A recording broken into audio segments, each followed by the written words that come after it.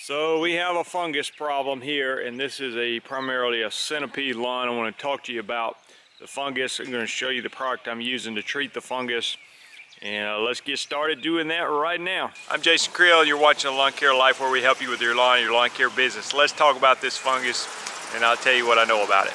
Okay, so I'm in Alabama. This is primarily a centipede lawn. And a customer sends me a picture of this, and we had a very rainy year last year. And this yard is actually got a mixture of grasses. Got some St. Augustine, got some centipede, got some Bermuda, all mixed together. But he takes me a picture of this large patch fungus. And my understanding is when you have a situation like this, what you want to do is look around the perimeter of it and see if you notice any bright colors.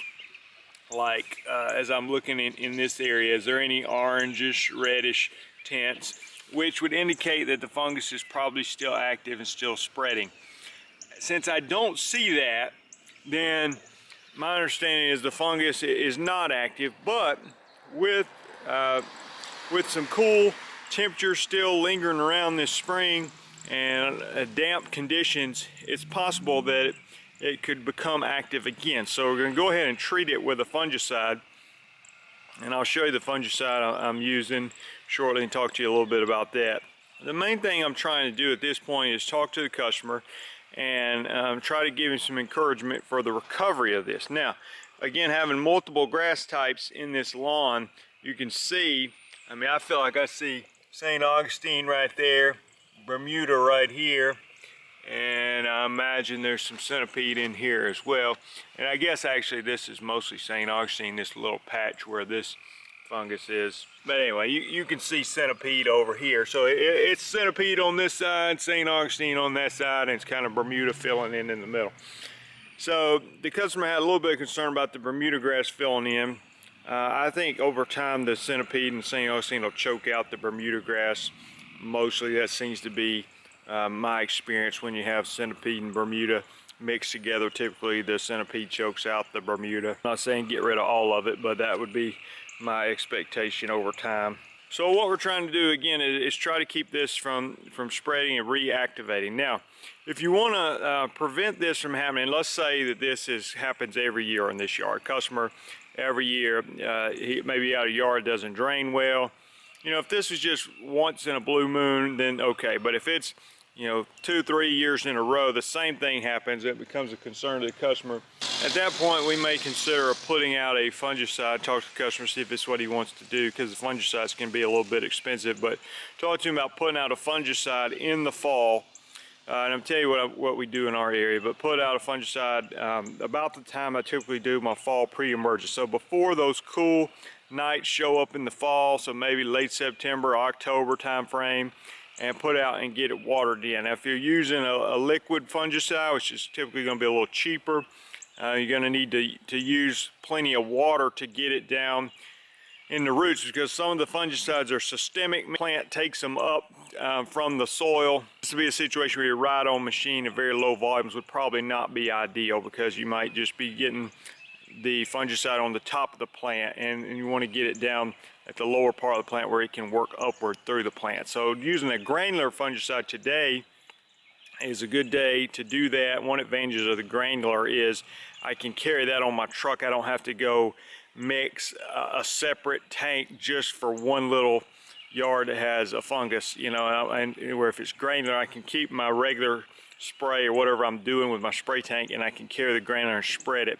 And then today should be a great day because we're expecting rain. So I'm gonna put it out, get watered in today, and the grass can start taking it up, this healthy turf, to hopefully keep this from reactivating, causing further damage.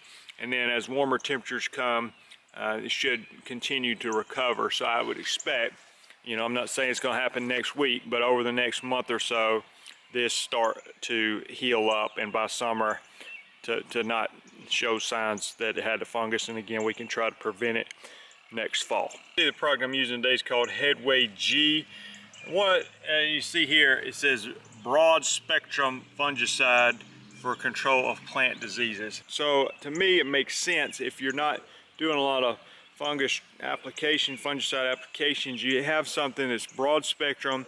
That way, if there's some other type of fungus that shows up later in the year, or then I've got one product that can be used for many different situations. And again, it's a granular product where I don't have to designate a whole tank to go out and spray in one fungicide application. So I'm gonna spread it in here, we'll get it watered in. And other common sense thing here is, if you look at the yard, and this has obviously has some stress on it and damage, and I can say, oh, well, there's some weeds in here. But I'm trying to get this to recover. So I'm not gonna come in here and just bombard it with herbicide, trying to kill the few weeds. I'm more concerned about getting this to bounce back, deal with the weeds at a later time. So let's concentrate on turf health right now, and don't panic spraying herbicide, which can delay the recovery of your lawn. Other thing, I'm just going to be treating the damaged area. I'm not going to treat the whole lawn.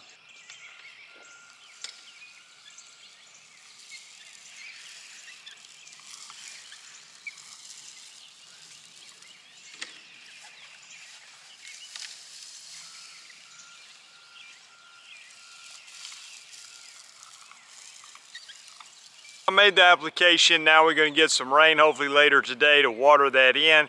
And then the last thing I want to do is really talk to the customer and try to explain some of these things to him, and how he's going to try to get his lawn to recover, and what he can do possibly next fall if he wants to try to prevent this from happening again. Thanks for watching the video. I'm Jason Creel. There's over 900 videos on the channel, so I'd encourage you to subscribe if you hadn't done so. You can also check out my new channel, Fix-A-Lawn, Fix-A-Lawn, where I'm doing the extreme lawn makeovers.